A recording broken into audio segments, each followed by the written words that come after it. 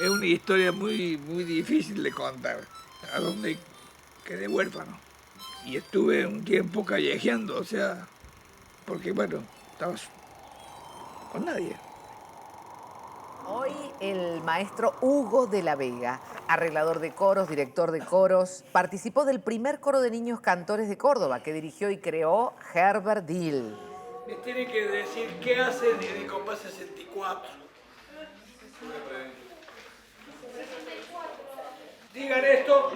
Para papi, para bam. Bau. Bau. Bau.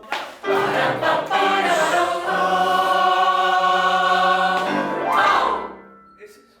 Cae uno de los que estaban organizando ahí y me dice, la Juana no va. ¿Cómo que no va la Juana? No puede ir la Juana.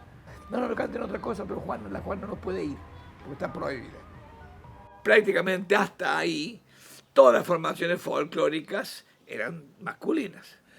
Y surge Buenos Aires 8, Las Voces Blancas y Grupo Azul.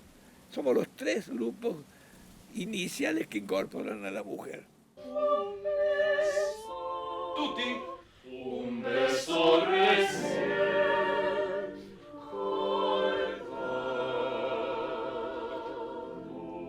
Si vos ves condiciones en un chico o una chica, hay que darle el empujón. En general se da la regla de que resulta que el alumno a veces es mejor que el maestro. Y sucede eso. ¿Cambiarías algo de tu vida? No, sí, diría un viejito. Dice, ¿y qué? Dice, me haría la raya en medio.